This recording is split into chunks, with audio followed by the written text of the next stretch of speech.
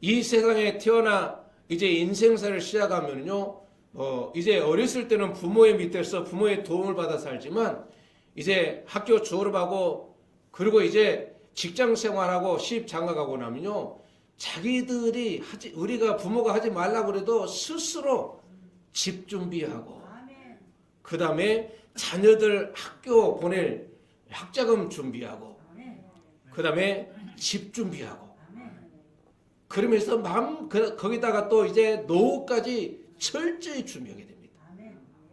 근데 많은 분들이 예수 믿는 사람도 거기까지만 하고요, 영원한 나라를 준비하지 않습니다. 모든 목적이 이 세상에 있는 거죠. 여러분, 북한이 공산화된 이유가 왠지 아십니까? 목사들이 김일성이를 바로 도와가지고 교회마다 돌아다니면서 헌금 내게 해주고 선지자라고 주의 종이라고 그리고 선포하면서 교회마다 김일성이를 데리고 다니면서 헌금 모아가지고 바로 무기 만들고 바로 국가를 만든 게 바로 공산화된 원인입니다. 강양욱, 바로 김일성 바로 밑에 부주석인 강양욱 목사도 목사입니다. 그 목사하고 강양욱에는 온 천하에 다 알려진 바이기 때문에 그렇지만 우리가 너무 잘하는 부흥 강사, 힌트를 드리면 깡패였던 그 부흥 강사가 김일성이를 선지자라고 그러면서 교회마다 데리고 다니면서 헌금을 내게 해가지고 바로 공산화를 만들도록 만든 장본인이 목사들입니다. 여러분, 지금 우리 한국에 지금 일어나고 있는 일들도요, 예수 안 믿는 사람의 문제가 아니라 예수 믿는 사람의 문제입니다. 성도들의 문제고 목사들의 문제인 거예요. 그들이 정신을 차리지 못하고 이념에 빠져들고 사상에 빠져들고 그 인본주의에 붙들리다 보니까 바로 나라를 망치고 있는 겁니다. 온 세상을 망치는 거는요, 하나님의 종들이 망치고 있는 겁니다. 그래서 하나님은 어디에서 심판을 되냐면요, 하나님의 교회에서부터 심판이 시작된다고 말씀하고 있습니다. 진짜 하나님을 신뢰하고 하나님의 복음을 위해서 몸부림치는 교회 성도들을 찾기가 참 쉽지 않습니다. 모든 사람의 초점은 어디에 있냐? 이 세상에 있단 말이죠. 하나님이 예수 믿고 구원받은 우리들이 하나님이 예비하신 그 나라를 준비하고 그 나라를 꿈꾸며 그 나라를 늘 내 마음에 두고 살도록 기회를 주셨는데 전혀 그런 것을 찾아볼 수가 없는 것입니다. 그러니까 교회 안에서 싸우죠. 왜 싸웁니까? 영원한 나라를 준비하기 위한 삶이라면 왜 싸웁니까? 싸움 목적이 뭐냐? 인본주의란 말이죠. 바로 자기 이익을 위해서, 자기 유익을 위해서, 이 세상 것을 위해서 싸우는 거예요. 예수 만나서 구원받은 하나님의 백성들은 창세부터 요한계시록까지 하나님의 사람들을 보면요, 다투지 않습니다. 싸우지 않습니다.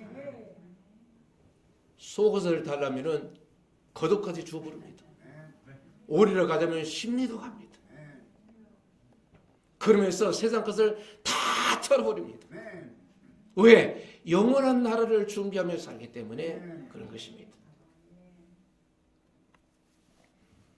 믿음 생활은 천국을 준비하도록 하나님께서 우리에게 기회를 주고 계신 것입니다. 여러분, 신앙생활 얼마나 했나요? 몇 년 동안 하셨나요? 30년 했다면 30년 동안 무엇을 위해서 삶을 살아오셨나요?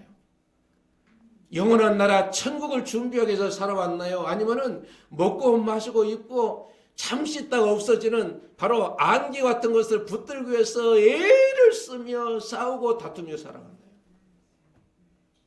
그렇다면 오늘 이 시간을 놓치면 안 됩니다. 세상적이고 정욕적이고 안목적인 것은 한순간에 없어져 버립니다. 이 세상 떠날 때 다 놓고 갑니다. 아무것도 가지고 갈 수 없습니다. 진정 예수 믿는 사람이라면, 하나님의 생명이 내에 있다면 아버지가 계시는 천국을 소망하며 사는 것입니다. 엄정화라는 우리나라 유명한 바로 가수가 있습니다. 그 가수가 2007년도에 하나님을 만났는데요, 그 가족은 전부 다 불교입니다. 지금도 엄마도 불교고. 그런데 이 엄정화라는 사람, 가수가 이영자, 그 다음에 이 김원희라는 크리스찬 연예인들이 성탄절 되면은 문자로 막 하면서 새 번마다 뭐 해피 뉴 이어 그리고 하나님이 너를 사랑한단다. 그럼요 하나님이라는 이름을 나오면요 막 오금이 졸려가지고 아직도 하나님 저렇게 의지가 없어가지고 하나님을 의지하고 살냐 나를 의지하고 살아야지 그랬던 사람인데 그 문자가 그들의 그 영혼을 갖다가 사로잡고 있었던 거죠. 어느 날 남산을 산책하고 있는데 갑자기 자기 마음속에 하나님이 탁 들어온 거예요. 하나님, 하나님, 하나님, 하나님. 그러면서 하나님 그러면서 그 하나님에 대한 존재를 막 찾으면서 자기도 놀랬대요. 오금명 줄이면서 아니 내가 내 입에서 하나님을 찾고 있다니. 그러면서 막 이렇게 하나님을 막 찾고 있는데 하나님이 계시면은 나를 만나주세요.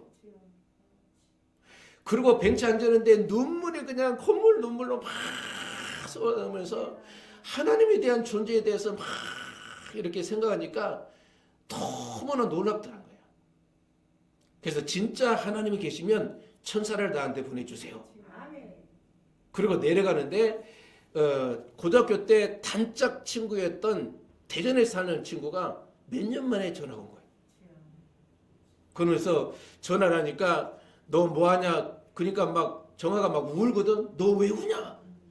몰라 나도 몰라. 집에서 나올 때는 멀쩡했는데 산책하다 보니까 하나님이 내 안에 들어가지고 나를 막 울려. 그래서 너 영접기도 했냐? 영접기도 뭔데? 너 영접기도 안 했구나. 너 아무 데나 앉아. 조용한 곳에 앉아. 그냥 막 골목을 뒷골목을 쳐가지고 보니까 십자가 보이더랴. 그래서 그 밑에 앉아서 바로 이 영접기도를 받은 거죠. 그리고 예수 믿어야 천국 가는 거야. 근데 천국이 뭔지 천국 가는 게 뭔지를 몰라. 야 예수 믿으면 왜 천국 가는데? 그냥 하나님 만났는데도 왜 예수 믿으면 천국 가는데? 라고 궁금했던 것이죠. 그런데 이제 하나님 내 안에 하나님 오셔서 내가 믿기는 하는데 왜 하나님 믿는 예수 믿는 사람들이 천국을 가야 돼요? 천국을 알려주세요. 그렇게 이제 막 기도하고 이제 잤는데 자고 일어나 보니까 그렇지 하나님이 아버지니까 아버지가 계시는 곳에 가는 것이 천국이지 그게 깨달아지더래요. 아니 우리는요 유치원생들이 아는 그런 깨달음이지만 이 정아에게는요 놀라운 일입니다. 하나님이 아버지니까 아버지가 계신 곳에 가는 것이 바로 천국이잖아요. 그걸 깨달았고 나서부터 와 그렇구나. 예수 믿으면 천국 가는 것은 뭐냐? 예수 믿으면 하나님의 자녀가 되고 하나님의 자녀가 되면 아버지가 계신 곳이 천국이니까 천국 가는 것은 당연한데 왜 나는 천국을 안 가려고 그랬지? 그러면서 자고 일어나 보니까 아버지 가는 거리 천국이구나. 그래서 무릎을 탁 치면서 천국일세 천국일세 천국일세 그러면서 놀이를 했대요. 여러분 나도 모르게 문자 메시지 하나 던져놓은 게요. 그게 아무 힘이 없는 것 같아도 거기에는 파워풀한 능력이 있습니다. 그래서 절기가 되면은 이렇게 문자를 주되 하나님 메시지를 담아가지고 메시지를 던져놓으면 언젠가는 그 하나님 말씀은 살았고 운동력이 있어서 영과 혼과 관절과 골수를 쪼개기까지 하며 그 영혼을 수술하는 능력이기 때문에 그 말씀이 그 영혼을 파고 들어갑니다. 김원희라는 연예인은 하나님을 만나고 이제 초등학교 때부터 예수 믿었는데 집사도 2009년도에 하나님을 만났더라고요. 이제 인격적으로 만난 거예요. 만나고 보니까 그냥 온 세상이 자기 세상이고 그리고 남편 출근만 하면요 방송국에 라디오를 갖다가 크게 틀어놓고 찬양을 틀어놓고 막 오시고라고 막 찬양하고 막 그랬대. 그리고 이제 김원희가 나가면은 예쁘장하잖아요. 그럼 막 사진 찍어달라고 그러면은 사진 찍어주고 나서 곧바로 튀어나온 게 뭐냐? 교회 나가세요? 안 나가는데 그러면은 여기 교회 있잖아요. 주일날 9시에 내가 기다릴 테니까 만나자고 그러면요 이쁜 연예인이 만나자고 그러는데 안 올 사람이 어디 있습니까? 그 성경을 탁 사가지고 준비하고 데리고 이렇게 교회 가고. 근데 1년 만에 150명이 교회에 따라왔더래요. 그래서 자기 구역이 150명인 거야. 그냥 교회에서 모일 수 없으니까 저 사무실을 자기가 얻어가지고 그리고 거기서 구역 예배를 드리더라고요. 그냥 예수가 내 안에 오면 내 입술이 가만히 있지를 못하고 내 마음이 가만히 있지를 못하는 것이죠. 그래서 예수 믿으면 하나님의 자녀가 되고 하나님의 자녀가 되면 바로 아버지가 계신 천국 갈 준비를 하는 것이 신앙생활입니다. 그래서 그 천국 가는 준비를 성경을 통해서 7가지 복음을 이야기하고 있는데 지금 이제 오늘은 성령의 복음. 첫 번째는 피의 복음. 유월절 어린 양인 유월절 복음. 피의 복음. 예수 그리스도의 보배로운 피로 말미암아 우리가 뭐와 구별되냐? 세상과 구별되는 것입니다. 세상과 바로 분리가 된다는 건 뭐냐? 우리가 어디에 들어갔냐? 바로 죽음으로 들어갔다는 것이죠. 죄가 가져온 사망이 죽음으로 던져졌다는 것이죠. 그게 피의 복음입니다. 이스라엘 백성들이 애굽에서 구원받아 나올 때 어린 양 피로 말미암아 그들이 애굽에서 나오게 된 것입니다. 그러니까 애굽에서 나올 때 세상과 분리되었다는 것은 뭐냐? 죽음을 의미하게 됩니다. 이제 죄가 가져온 나, 사망이 가져온 나, 세상이 나를 붙들고는 나는 이미 장사 지냈다는 것을 고백하는 것이 피의 복음입니다. 그게 갈보리 십자가에서 흘리신 보배로운 피의 능력인 것이죠. 그러면 분리되면 세상과 내가 분리되면 우리의 몸이 어디 들어갑니까? 무덤 속에 들어가는 거죠. 무덤 속. 그게 바로 무교절을 지키는 복음, 침례 복음이란 말이죠. 침례. 그래서 올해도 7월 달에 저 동해바다 가서 침례할 텐데 침례 안 받은 사람들은 침례를 받았어요. 물속에 푹 들어가 잠겨 있어야 그게 침례입니다. 목사님이 손을 안 떼면요 10분이든 20분이든 물속에 있어야 돼. 그러면은 사람이 죽어요 살아요. 죽음을 의미하는 거예요. 침례는. 근데 홍성녀 목사는 바로 30초도 안 돼서 얼른 손 떼지 10분 20분을 누르고 앉아있지 않으니까 걱정하지 마십시오. 그게 침례 복음이야. 무덤 속에 있는 게 침례 복음. 그래서 죄된 나, 사망 옷을 보고 있는 나, 세상에 찌들려 세상에 바로 지배를 당하고 있는 내가 완전히 장사 지내는 의식을 치르는 것이 침례입니다. 예수님께서도 요단강에서 침례를 받으셨습니다. 물속에 푹 잠겼다가 물에서 나오니까 하나님의 성령이 비둘기같이 그 가운데 임했다. 그러면서 소리가 있었기를 믿는 내 사랑하는 아들로 내 기뻐하는 자라 그러면서 하나님의 자녀인 것을 증거해 주셨던 것입니다. 그 다음에 무덤에 있는 사람에게 있어서 희소식은 뭐라고 그랬습니까? 부활인 거죠. 부활. 무덤 속에 있는 사람들은요 누군가가 건져주지 않으면 누군가가 우리를 살려주지 않으면 나를 살려주지 않으면 영원히 무덤 속에 있는 것입니다. 스스로 일어날 수 없습니다. 그게 안 믿겨지면 공동묘지 가보십시오. 일어나 있는지 그냥 그대로 있는지 스스로 일어날 수 없습니다. 누군가 살아나게 해야 부활하게 되는 것입니다. 그러니까 이 침례를 통해서 완전히 무덤 속에 있을 때 그 사람들에게 하나님의 손길이 움직여서 거기서 끄집어내는 것입니다. 이 부활의 능력인 것입니다. 그래서 나를 믿는 자는 죽어도 서 있고 무릇 살아서 영원히 죽지 아니하는 하나님의 영의 옷을 입게 되는 것입니다. 그래서 하나님과 깊은 교제를 하다 보면 세상과 나는 간 곳 없어지고 예수 그리스도의 은혜로 살게 되는 것입니다. 믿음 생활을 하면 할수록 세상 것을 놓게 되고 하나님 것을 붙들게 되는 것입니다. 믿음 생활을 하면 할수록 세상 것을 다 털어버리고 하늘의 영광을 늘 꿈꾸면서 살게 되는 것입니다. 집을 질 때 공짜로 집니까? 대가를 지불해야 집을 짓습니까? 영적 집도 마찬가지입니다. 하늘날 집도 공짜로 지는 게 아니라 구원은 은혜지만 내가 이 세상에서 살아있으면서 내 행동으로 내 말로 나에게 된 물질로 나에 대한 헌신으로 나에게 된 충성으로 바로 하는 모든 것이 하늘나라의 집을 지는 재료가 되는 것이죠. 그래서 오늘 이 시간이부터라도 영원한 나라를 준비하는 천국을 준비하는 그런 삶을 사시기를 예수 이름으로 축복합니다. 그래서 무덤에 있는 자들에게 이 소식은 부활인데 바로 장사 지낸 바 되었다가 3일 만에 부활하심으로 말미암아 바로 우리에게 소망을 주었습니다. 예수님의 부활이 바로 나의 부활인 것입니다. 그래서 예수 믿고 이 세상을 떠난 모든 사람들은 놀랄 것입니다. 오메 내가 죽은 줄 알았는데 다시 살아나 있어야 그게 우리에게 현실로 다가온다. 여러분들 모두가 예수 믿는 사람은 오메 죽음으로 끝난 줄 알았는데 내가 천국에 와서 살고 있어야 이게 부활의 능력이라니까요. 그래서 우리가 못 믿을까봐 바로 이 거짓 나사로와 부자의 이야기를 통해서 바로 이 세상을 떠나는 것이 끝나는 것이 아니라 이 세상을 떠나면 반드시 사후의 세계가 준비되어 있고 바로 예수 믿는 사람은 바로 천국이 준비되어 있고 믿지 않는 사람은 지옥이 준비되어 있음을 우리에게 말씀하고 있는 거예요. 어제도 안산에 있는 목사님이 한 10여 년 만에 전화가 왔더라고요. 저는 대본에 이제 알았죠. 아우 선배 목사님 어쩐 일이냐고. 갑자기 아침에 기도하는데 홍 목사 생각나서 기도했다고. 전화했다고.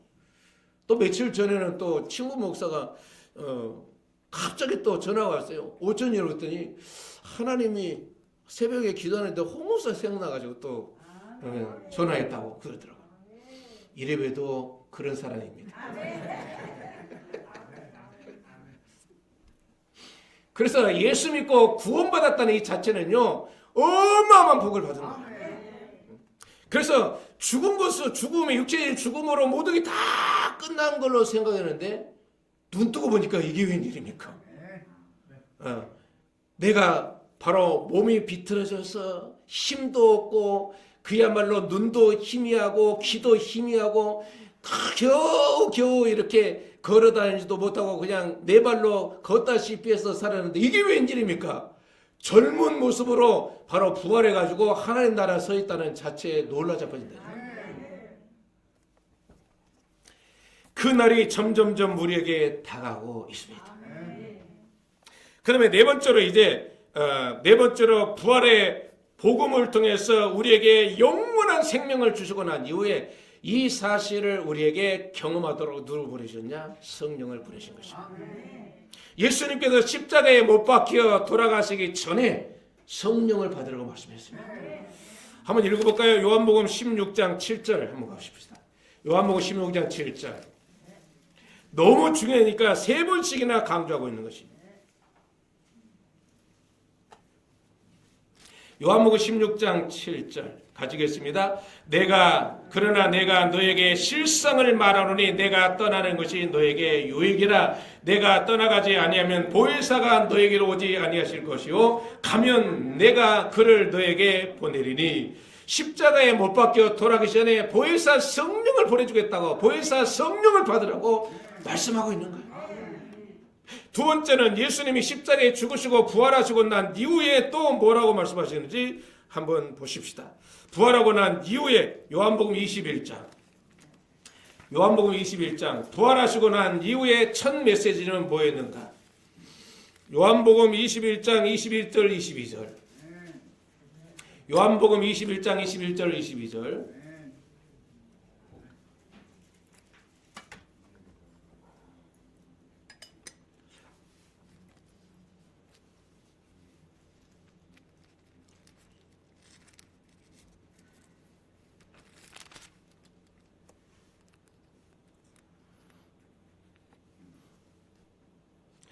요한복음 20장 21절 22절 요한복음 20장 21절 22절 우리 같이 읽겠습니다. 예수께서 또 이르시되 너에게 평강이 있을지어다. 아버지께서 나를 보내신 것 같이 나도 너희를 보내노라. 이 말씀을 하시고 그를 향하여 숨을 내쉬며 이르시되 성령을 받으라. 부활하시고 난 이후에도 예수님께서 성령 받으라고 말씀하고 있습니다.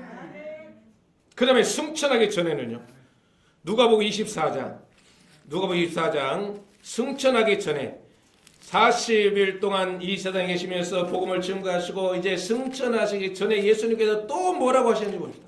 요한복음 24장 누가복음 24장 49절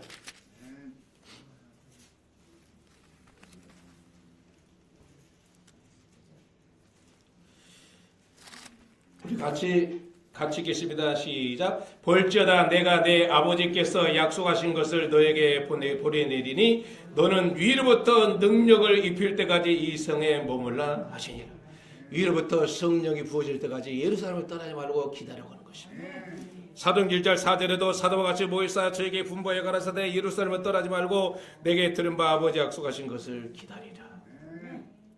그래서 예수님께서 십자가에 못 박혀 죽기 전에 성령 받으라, 성령 받으라, 성령 받으라 그러면서 눈을 이야기하고 있는 겁니다. 그리고 부활하고 난 이후에도 한숨을 내쉬면서 평안히 있으라 하시면서 성령 받으라고 말씀하고 있는 겁니다. 뿐만 아니라 성찬하기 전에 예수님께서 바로 제자들에게 말하기를 아버지가 약속하신 바로 그 성령을 기다리라고 말씀하고 있는 겁니다. 왜 성령 받으라, 성령 받으라, 성령 받으라 그러죠?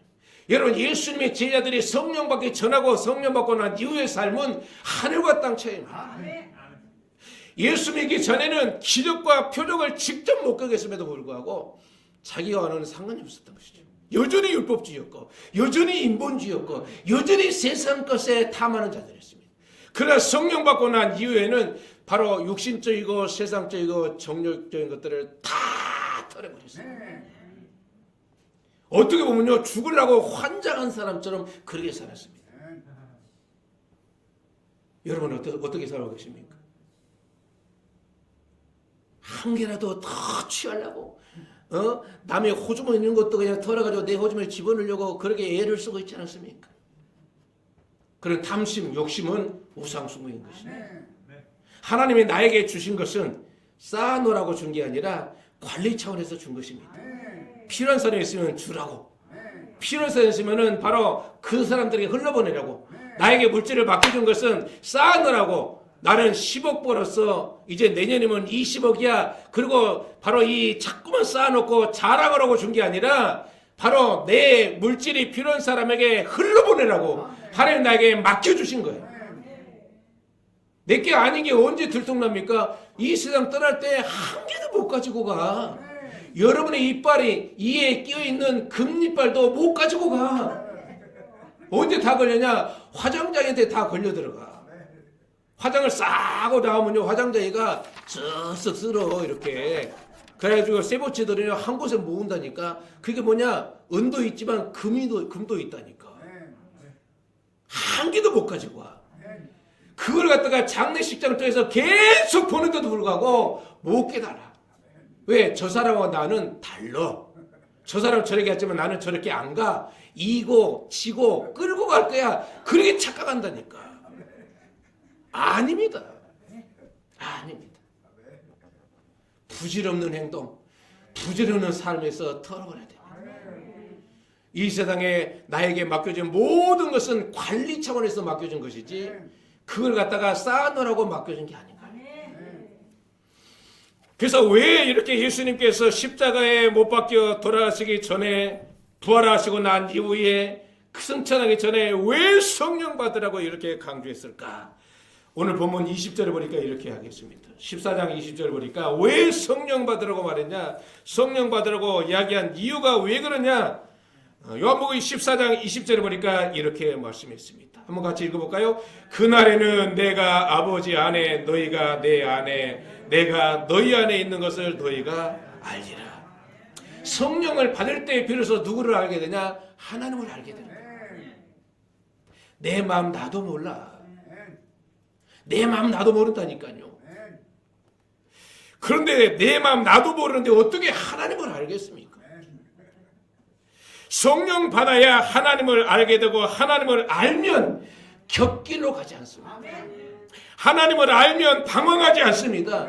하나님을 알면 이단에 빠지지 않습니다. 하나님을 알면 예수 이름 팔아가지고 자기 유익구에 살지 않습니다. 왜 예수 믿는 사람들이, 왜 신학교 나오고 목사 된 사람들이 왜 이단 사상을 가지고서 가정을 갖다가 파멸이 일어납니까? 3일 전에 내가 잘 아는 지인 가정을 갖다가 파괴한 그놈이 20년 만에 성폭행범으로, 그 다음에 이 모든 돈을 갖다가 착취하는, 일시키고 학교도 안 보내고 일만 죽석에 일시켜가지고 그 모든 바로 돈을 갖다가 착보해가지고 자기 재산을 수십억을 모아놨습니다. 자기 집 앞에는요 세계적인 모든 자동차 장점을 다 거기다 세워놨다.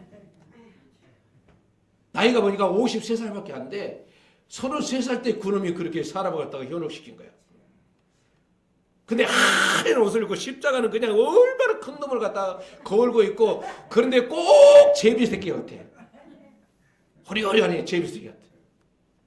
근데요 바로 왜 그거에 빠졌는데도 불구하고, 경찰에 가서 찾고 일하게 했는데도 불구하고 왜 그들이 빠져나오지 못하냐면요, 거기가 좋다고 그러니까. 자기가 좋다고, 자기가 거기서 살고 싶다고 그러니 어떡해요. 그래서 그 막내가 이제 보니까 20년 지나고 나서니까 23 정도 된 것 같아요. 큰애는 29, 둘째는 27. 그래서 성인이 다 되기 때문에 지금이라도 건져내야 되는데 도와줄 방법이 없겠느냐 이야기를 하는데, 야, 성인들이기 때문에 큰애들이 결정을 하지 않으면 빠져나올 수 없어. 그건 아동, 이제 10대에 들어갔다가 성폭력을 일삼고 자기 노예로 삼는 거예요. 왜? 자기의 영광을 위해서. 그런 목사가 아니라 독사입니다. 독사 새끼입니다. 그 목사 눈에 천국이라는 치읓자만 알고 있었다면 그런 짓 하겠어요. 예수 이름을 팔아가지고 자기 왕국을 만드는 거예요. 천국에 대해서는 전혀 안 오시다. 그게 좋다고 애들을 데리고 가서 거기에서 공동체 생활하는 그 인간들 보면은요, 내 마음이 막 미어지는 거예요. 도대체 예수가 뭐 누구냔 말이야. 예수 믿고 하나님의 자녀로 거듭나고 하나님의 자녀로 거듭나는 천국을 꿈꾸며 살아야 되는데, 왜 이 세상을 꿈꾸면서 이 세상을 자기 왕국 만드는데 몸부림치냔 말이야. 그런 독사기 때문에 그런 거예요.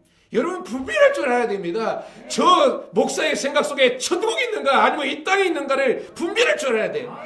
그래서 세상적인 이념, 이론이 들어가면요, 세상 것을 위해서 사람들을 현혹시키지 천국에 대해서 이야기 않습니다. 천국을 믿는데 어떻게 그런 행동을 할 수 있습니까? 예수 믿고 구원받으면 성령이 내 안에 오시고, 성령이 오시면 자기의 유익을 위해서 살지 않습니다. 세상 것을 다 털어버립니다. 그리고 예수 한 분만으로 만족하며 삽니다. 예수 한 분만으로 만족하고 사니까 꼭 슬기에 빠진 것 같아. 이래도 흥, 저래도 흥. 속에는 간을 빼먹어도 할렐루야, 쓸개도 있는데 그러면서 꼭 바보 같아. 왜? 세상 것을 다 털어버리기 때문에 그렇게 사는 거야. 이게 천국을 준비하며 사는 성도의 모습인 것입니다. 어제 그 선배 목사님이 그러더라고요. 제가 이제 전화를 받고, 목사님, 주님 오실 날이 너무 가까워진 것 같아요. 빨리 왔으면 좋겠다. 근데 홍 목사, 예수님 만날 때 할 얘기가 있어야 돼. 할 얘기 없으면 어떻게 주님 맞이하니? 큰 게 좋은 게 아니야. 성도 많은 게 좋은 게 아니야. 예수를 만날 때 할 말이 있어야 돼. 나는 무익한 종이다고 할 말이 있어야 돼. 그렇지 않으면 주님을 못 만날 수도 있어. 그러시더라고요. 저는 다른 목적인 게 아니라 주님 앞에 있을 때, 성장아, 내가 사랑한다, 내가 너를 알고 있었어야, 이 소리 듣고 싶은 게 꿈입니다. 다른 게 아니고. 혹시 너 누구냐 그럴까봐 얼마나 마음 졸이고 있는지 몰라요. 너 누구냐? 홍성장이요. 홍성장이 누군데? 양평 순복음교회라는 이름 가지고 목회했던 목사입니다. 그래서 어쨌다는 거냐? 그랬다는 거예요. 그리고 모른 때가 오면요, 얼마나 황당하겠어요.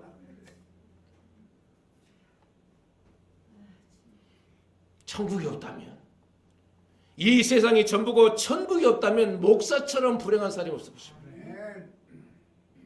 젊은 청춘에 목사 돼가지고 세상 거 다 털어버리고, 뭐 즐긴 것을 즐기러 갔나, 뭐 놀러를 다녔나, 뭐 세상 것을 뭐 탐하고 다니게 했냐, 그냥 미친 사람처럼, 쓸개 빠진 사람처럼 그 영혼들을 구원하겠다고 강대상에서 살던 바로 그 청춘이 얼마나 억울하겠습니까? 천국이 없다면. 그런데 여러분, 천국이 아버지가 계신 곳입니다. 그 아버지가 한 걸음 한 걸음 나를 데리러 그 발자국 소리가 자꾸만 우리를 위해서 바로 귀에 기울이면서 우리를 향해서 다가오고 있는 것입니다. 그래서 이 사실을 성령이 가르쳐 준 것입니다. 내가 너희 안에 너희가 내 안에 거하면, 성령으로 내 안에 거하면 하나님을 알게 된다고 말씀하고 있는 것입니다.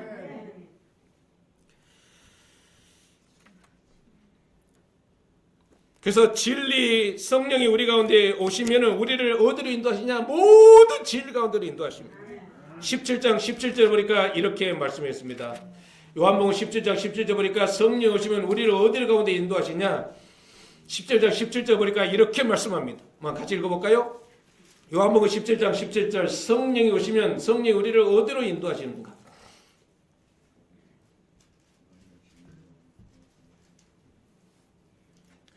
16장 13절을 읽고 그쪽으로 갑시다. 16장 13절을 먼저 읽고 16장 13절 시작. 그러나 진리의 성령이 오시면 그가 너희를 모든 진리 가운데로 인도하시리니 그가 스스로 말하지 않고 오직 들은 것을 말하며 장래를 너에게 알리시리라.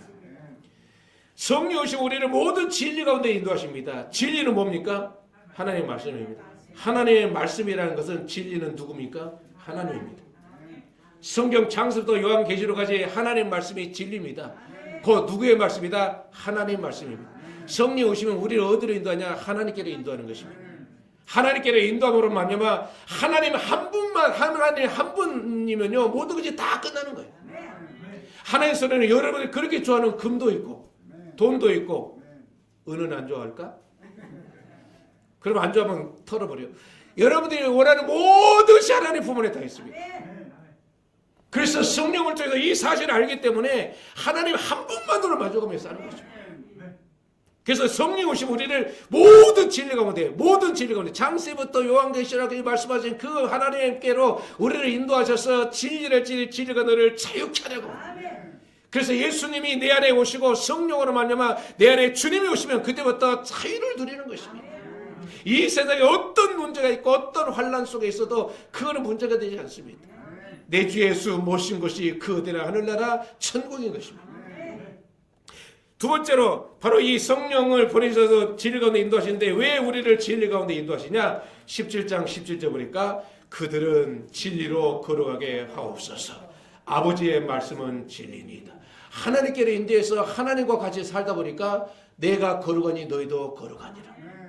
여러분 도둑놈하고 같이 있으면요 내가 누가 됩니까? 도둑놈이 됩니다. 사기꾼하고 같이 지내면요 나도 모르게 사기꾼이 됩니다. 근데 하나님하고 같이 있다 보면 나도 하나님의 성품을 담게 되는 거예요. 그래서 진리가 우리를 거룩게 하는 것입니다. 거룩게 하는 건 뭐냐? 두 생각, 두 마음, 딴 생각, 딴 마음 품는 게 아니라 하나님께 꽂혀 사는 한 마음, 한 생각을 말하는 거예요. 그게 청결입니다. 여러분 물을 마실 때 옹달샘에서 흘러나오는 물을 마시기를 원합니까? 아니면 바로 시궁창에서 냄새나는 물을 먹고 싶습니까? 여러분 어떤 물을 원해요? 그 이유는 왜 그래? 왜? 깨끗하다는 뭐냐? 한 생각, 한 뜻, 한 마음처럼 거기는 섞인 것이 없다는 거죠. 섞인 것이 있고 없느냐에 따라서 1급수, 2급수, 3급수 그런 거예요. 양평의 골짜기마다 흐르는 물은 몇 급수일까? 특급수. 섞이지 않는 특급수야. 아멘. 예수 믿으면 우리는 어느 급수에 들어갈까? 특급수. 그게 거룩이란 말이야. 그게 청결이란 말이야.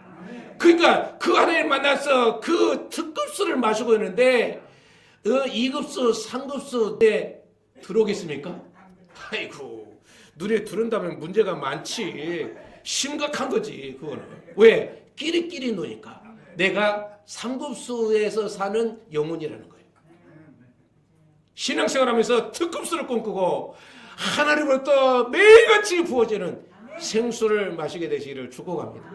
그 생수가 성령인 것입니다. 누구든지 목마르거든 내게로 와서 마시라. 성경의 이름같이 그 배에서 생수의 흘러 넘쳐나리니 이는 믿는 자가 받을 성령을 가리켜 말씀하신 것입니다. 아멘. 그래서 진리 가운데 인도하심으로 마냥 우리를 자유케 하는 거야.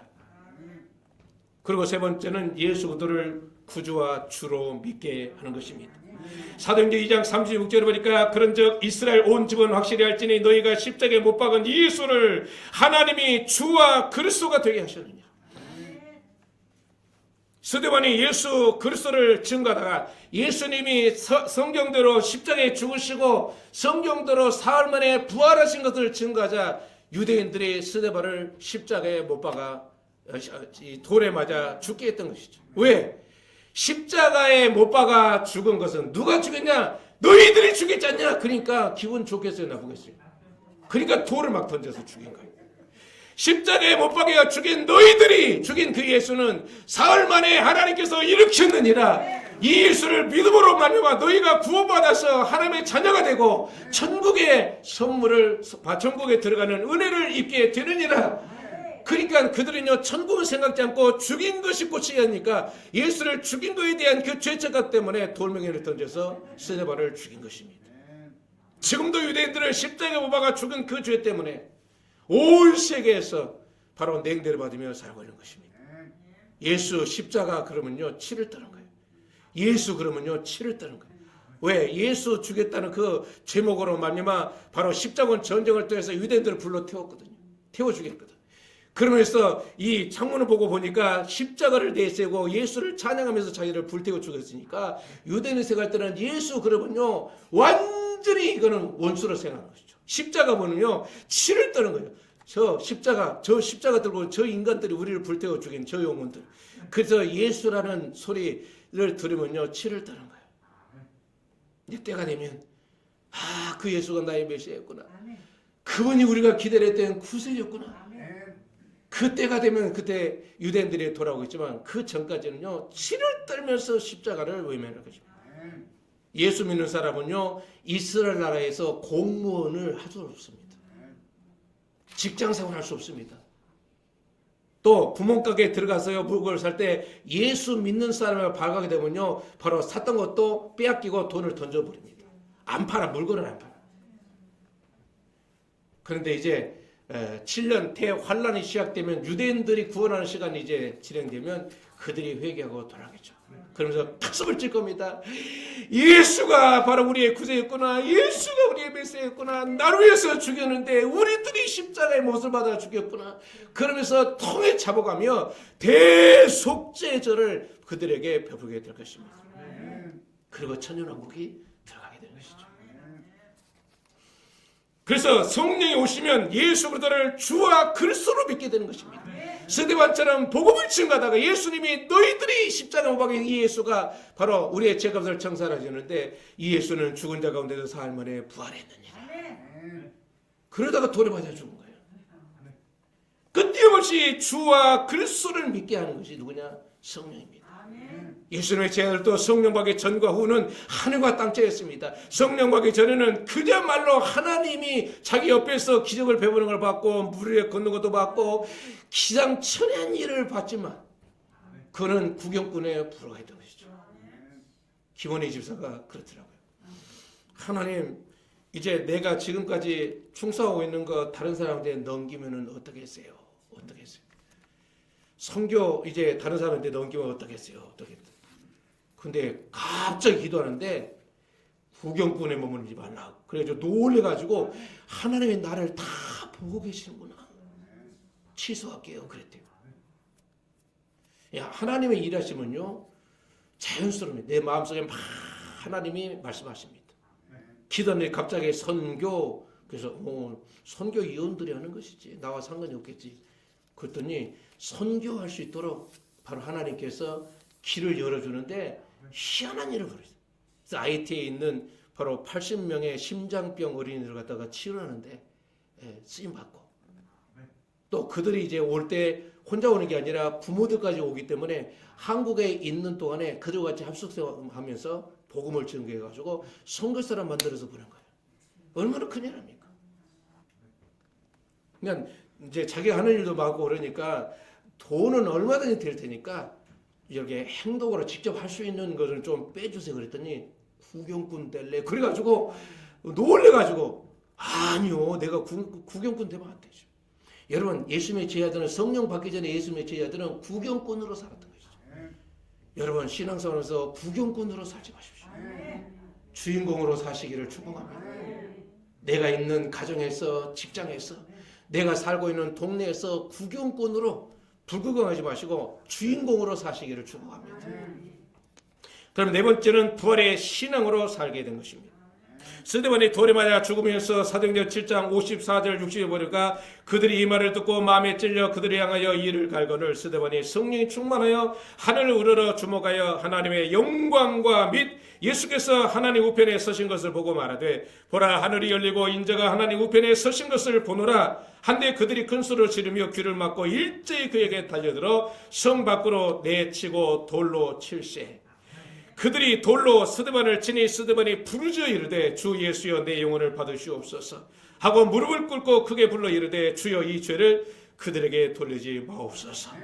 이 말을 하고 자니라. 미쳤지. 여러분 예수 믿는 사람은 이렇게 사는 거예요. 돌에 맞아 죽어가면서도 저들의 죄를 저들에게 돌리지 마옵소서.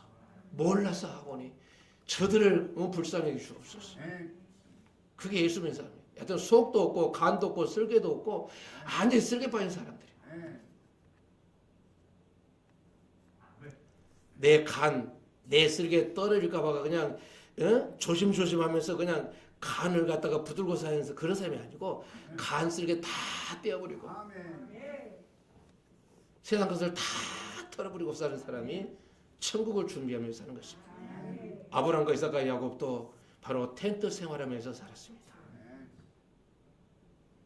아브라함 집에 318명의 군사를 데리고 있는 그 집이 그런 사람이 텐트 속에서 살았습니다.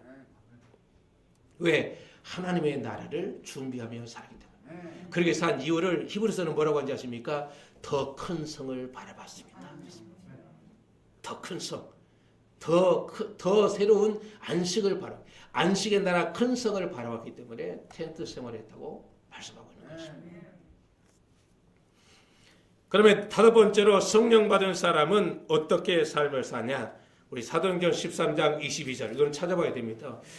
지금 우리 현실 삶 속에 적용을 해야 되기 때문에 13장 22절 사도행전 13장 22절 성령 받으면 하나님을 알게 되고 하나님을 알면 어떻게 삶을 살게 되냐? 성령이 오셔야 하나님을 알게 되고 하나님을 알면 어떻게 삶을 살게 되냐? 사도행전 13장 22절 같이 읽겠습니다. 시작. 패하시고 다윗을 왕으로 세우시고 증언하여 이르시되 내가 이새의 아들 다윗을 만나니 내 마음에 맞는 사람이라 내 뜻을 다 이루리라 하시더니 개혁 성경에는 뭐로 나오냐면 내 마음에 합한 사람이라. 내 마음에 합한 사람, 내 마음에 드는 사람. 여러분 결혼할 때 내 마음에 든 사람, 내 마음에 안 든 사람하고 결혼합니까? 내 마음에 안 든 사람하고 결혼하는 그런 들떠는 셈이 어디 있습니까? 내 마음에 드니까 결혼하죠. 결혼하고 나서도 내 마음에 든 줄 알았는데 불구하고 결혼해 보니까 눈꺼풀이 이제 정상적으로 돌아오고 보니까 내 마음에 안 들어. 그럼 어떻게 바꿔야 돼? 그냥 살아야 돼. 그냥 살아야지 뭐 어떻게. 이 다윗은 하나님 마음에 맞는 사람이라 하나님 마음에 합한 사람이 그렇습니다. 그러면 하나님 마음에 합한 사람, 하나님 마음에 맞는 사람을 성경은 뭐라고 말씀하고 있을까? 사무엘상 16장 7절로 가봅시다. 사무엘상 16장 7절. 이걸 우리가 적용해야 되기 때문에 가서 찾아봐야 됩니다. 사무엘상 16장 7절. 하나님 마음에 합하다는 말은 무슨 말일까? 사무엘상 16장 7절. 16장 7절. 하나님 마음에 합하다는 말은 무슨 말일까? 16장 7절 우리 같이 읽어볼까요? 시작. 여호와께서 사무엘에게 이르시되 그의 용모와 키를 보지 말라. 내가 이미 그를 보려노라. 내가 보는 것은 사람과 같지 아니하니 사람은 외모를 보거니와 나 여호와는 중심을 보느니라 하시니라. 하나님께서 사무엘 선지자를 통해서 사울을 패하시고 바로 이대 왕으로 이스라엘 나라 왕을 세우려고 그러는데 이세 집에 가서 기름을 부으라고 그러니까 큰아들 엘리야 보니까 오메 키도 크고 눈도 부리부리하고 홍성장이처럼 그렇게 멋지는 거야. 그렇게 막 대놓고 비웃으면 안 되지. 그렇게 키도 크겠냐만 눈도 부리부리하고 왜 이렇게 멋진 거야. 그래서 야 엘리야 이리 와 이리 와 기름 뭐 그래 하나님이 아니야. 그럼 둘째도 아니야, 셋째도 아니야, 여덟째도 아니야. 그러면 어떻게 하라고요? 야 또 있냐 봤더니 말자가 있기는 있는디 꼬맹이요. 얼른 데려오나. 다윗이 오니까요 하나님 마음에 감동해가지고 졸음이다 그러고 부활하는 거예요. 도대체 왜 하나님은 다윗에게 꽂혔을까? 중심을 보시는데 다윗의 중심이 뭐였기에? 다윗의 중심이 뭐였기에? 12절 볼까요? 16장 12절. 다윗의 마음이 어떻길래 하나님께서는 다윗에게 꽂혔냐 이거죠. 오늘 예배드리는 성도 여러분, 하나님 마음에 꽂히시기를 축복합니다. 하나님도 여러분 마음에 꽂히시기를 축복합니다. 12절 시작. 이에 사람을 보내어 그를 데려오니 그 빛이 붉고 그 눈이 삐어나고 얼굴이 아름답더라. 여호와께서 이르시되 이가 그니 일어나 기름을 부으라 하시는지라. 이거 보니까 그의 빛이 얼굴 빛이 붉고 홍성장이처럼 얼굴이 붉고 저도 조금만요 열기가 오면요 얼굴이 빨개인데 어쩌면 저하고 비슷한지. 얼굴이 붉고 눈이 어떻게 하고 삐어나고 얼굴이 또 어떻게 하고 얼마나 아름다운지 멋져 부려. 근데 7절에서는 하나님은 뭘 보신다고? 중심을 보신다고. 다윗의 겉모습이 이런 게 아니라 속마음이 그렇다.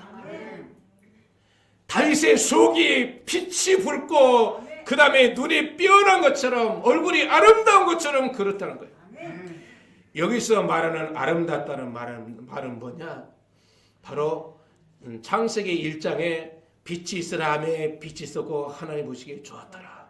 인간을 다 창조하시고 인간을 마지막에 창조하시고 나서 모든 걸 보시니 하나님 보시기에 심히 좋았더라. 이 토부가 다윗 안에 있었다. 하나님 보시기에 심히 좋았더라. 그게 다윗의 마음속에 있었던 것이죠. 은큼한 마음 가지고 있어서 그랬을까? 아니면 청결한 마음을 가지고 있어서 그랬을까? 그게 하나님의 토부란 말이에요. 심령이 가난한 자는 마음이 청결한 자는 하나님을 볼 것이다. 그게 토부입니다. 하나님 보시기에 심히 좋았더라. 토부. 그게 거룩이고 그게 천국입니다. 그래서 마음이 청결한 자가 천국을 보는 거야. 마음이 가난한 자가 하나님의 나라를 기업으로 받게 되는 것입니다. 그래서 성경은 내내 이야기하고 있는 겁니다. 여러분 창세기 2장 24절에 아담에게 하나님 뭐라고 그랬습니까? 아버지를 떠나 여자와 한 몸을 이룰지니라. 하나님과 우리가 한 몸을 이루지 아니하면요 우리는 청결할 수 없습니다. 그래서 성경은 바로 이 결혼식으로 시작해가지고 결혼 연습, 혼인으로 시작해가지고 결혼 준비하면서 살다가 요한계시록 19장에서 신랑 되신 예수와 함께 딴딴따다 따다딴따다 따다딴따단따단따단따단따다 그러면서 이 행진과 함께 신랑 되신 예수와 함께 결혼으로 끝나는 게 성경입니다. 그러면 신랑 되신 예수 그리스도를 신랑을 기대하면서 신부 준비하는 바로 신부의 마음이 어떻겠습니까? 그게 신앙생활입니다. 신랑을 기다리는 신부의 그 심령이 신앙생활이고 믿음생활입니다. 다른 게 보이겠습니까? 호랑이도 무서워하는 꽃감 줄게. 꽃감이 눈에 오겠습니까? 신랑 되신 예수 그리스도께 바로 꽂혀가지고 신랑만을 고대하며 사는 신부에게 뭐가 눈에 들어오겠으며 뭐가 관심이 있겠습니까? 그게 신앙생활입니다. 세상 것이 눈에 들겠습니까? 돈이 눈에 들어오겠습니까? 명예가 들어오겠습니까? 권세가 들어오겠습니까? 오로지 예수께 꽂혀서 다 털어버리고 신랑에 꽂혀서 그 디데이만 기다린 겁니다. 이제 얼마 안 남았죠. 오메 얼마 안 남았다고요. 자다가도 놀래가지고 야 내가 신랑을 만나 그 기쁨 그 감사한 마음으로 사는 것이 신앙생활입니다. 그래서 어떻게 예수 그리스도와 우리가 한 몸을 이루냐? 성령을 통해서 한 몸을 이루는 겁니다. 한 군데 내가 읽어드릴까요? 구약 성경에도요 계속 이야기하고 있는 거예요. 호세아서 2장 19절 20절 보니까 내가 내게 장가들어, 하나님 우리에게 말씀하는 거예요. 내가 내게 장가들어 영원히 살 때, 하나님이 나한테 장가 들어와야 내가 영원히 사는 거예요. 또 공의와 정의와 은총과 긍휼의 힘으로 내게 장가들며 진실함으로 내게 장가들리니 내가 여호와를 알리라. 하나님이 나한테 장가 들어와야 내가 살게 되고, 하나님이 나한테 장가 들어와야 내가 하나님을 알게 되는 거예요. 그게 요한복음 14장 오늘 본문입니다. 성령을 통해서 하나님과 내가 결혼을 하는 거예요. 그래서 구원은 바로 예수 그리스도께서 아담에게 말한 것도 아버지를 떠나 바로 여자인 바로 성도와 한 몸을 이루는 것이 그게 구원인 겁니다. 그게 구원이란 말이에요. 그래서 성령을 통해서 한 몸을 이룰 때 내가 죽었던 내가 살게 되고, 그게 로마서 8장 11절. 예수께서 십자가에 뭐가 죽으심으로 말미암아 죽은 자 가운데 살리신 죽은 자 가운데 살리신 그 성령이 우리 안에 오시면 죽었던 나를 살리실 것이요. 그러니까 성령으로 말미암아 하나님과 한 몸을 이루면 내가 죽었던 내가 살게 되고, 그리고 살 뿐만 아니라 하나님을 내가 알게 되는 거예요. 그분과 살다 보니까 그분을 알게 되는 거예요. 결혼하기 전하고 결혼하고 후하고는요 딴판일 수 있습니다. 왜? 결혼하기 전에는요 겉만 보거든요. 근데 결혼하고 나서는요 하나부터 열까지 다 보니까, 아니 저 인간이었어? 그러면서 정신을 차려보니까 내가 속은 것 같아. 속은 게 아니라 원래 인간은 그런 거예요. 그래서 인간은 믿음의 대상이 아니라 사랑의 대상인 겁니다. 허물을 덮고 죄를 덮고 약점을 덮고, 그리고 같이 한 마음으로 만들어가는 것이 결혼 생활인 것입니다. 이게 아니면요 같이 살 수 없습니다. 엄정아도 50이 되는데 이제 배우자를 놓고 기도하겠다 하더라고. 예수 만나고 나니까 가정에 대한 기저감을 그때서 깨달은 거예요. 예수 안 만날 때는요 자기 엄마도 아빠가 자기 초등학교 때 세상을 떠나가지고 혼자 사는 생활을 하다 보니까 결혼 생활을 못 본 거예요. 엄마가 결혼 생활. 주변에도 결혼해도 이혼하고 그래서 정상적으로 결혼 생활하는 친구들을 못 봐가지고 자기는 결혼을 안고 산다고 그러는데, 예수가 내 안에 들어오니까 이제는 결혼을 해야 되겠대. 그래서 하라고 그랬지. 잘하는 거라고 그랬지. 하라고. 그래서 하나님께서 다윗에 꽂힌 것은 뭐냐? 다윗 속에 토부가 있어. 하나님 보시기에 좋았더라. 이 청결, 이 거룩, 하나님의 나라가 다윗 안에 있었단 말이죠. 그래서 다윗에게 기름 부어 세우라고 한 것입니다. 그래서 하나님 나라가 내 안에 오면 어떤 역사가 임하게 되냐? 하나님의 나라를 누리게 되고, 두 번째는요 당당하게 됩니다. 골리앗과의 싸울 때도 당당했습니다. 여러분 한번 물어볼까요? 골리앗과의 싸움과 평상시 다윗의 삶하고 하나님에 대한 신앙이 같았을까 틀렸을까? 같았습니다. 여러분 골리앗하고 싸울 때만 만군의 여호와 이름으로 간 게 아니라 삶 자체가 만군의 여호와 이름으로 살았습니다. 그게 신앙생활입니다. 그러니까 다윗의 삶은 일상이었다는 것이죠. 일상의 삶이 이구한 삶 속에서 그게 나오는 것이지, 일상생활에 나오지 않는 것이 이구한 속에 나오지 않습니다. 평상시에 살던 것이 이구한 속에 나오게 됩니다. 그래서 골리앗을 향해서 나갈 때 너는 칼과 창과 단창으로 내게 오거니와 나는 만군의 여호와 이름으로 가노라. 세상적으로 보면요 전심 상하지. 꼬맹이는 혼자 오는데 저는 2명이야.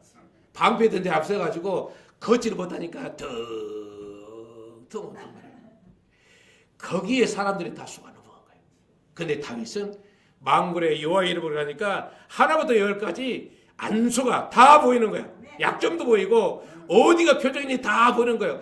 처먹 오는데 얼마나 처먹었는지 바로 몸을 갖다가 가눌 수 없어. 그냥 앞만 보고 오는 거야. 그러니까 다윗이 샥 하니까 면적이, 그냥 덩치가 크면요 얼굴 면적이 커.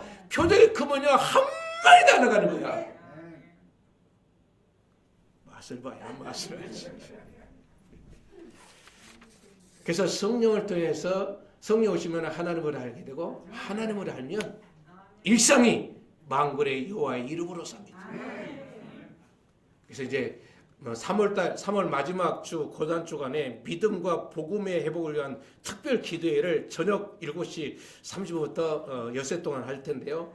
그때 기도하면서 믿음과 복음을 정리하고 회복해서 믿음으로 말미암아 진짜 신앙생활이 바로 신랑 되신 예수 그리스도를 바로 준비하는 신앙생활을 함으로 우리 안경 수목의 성도님들은 주님이 다시 오실 때 제 이름으로 오실 주님을 전부 다 만나서 그야말로 최일선에서 주님을 만나는 그런 복을 누리게 되시기를 예수 이름으로 축복합니다. 결론입니다. 하나님을 아는 사람은 성령의 인도를 받습니다. 그래서 당당합니다. 왜? 여호와 이름으로 살기 때문에. 그게 뭐냐? 착한 행실입니다. 성령 받아야 당당하게 한 해 날을 살면서 거기서 품어 나오는 행동과 말과 삶이 착한 행실. 바로 예수 그리스도를 맞이하기 위해서 바로 빛나고 깨끗한 새 화보를 입는 착한 행실을 가지고 살게 되는 것입니다. 그런 복된 삶을 사시기를 예수 이름으로 축복합니다.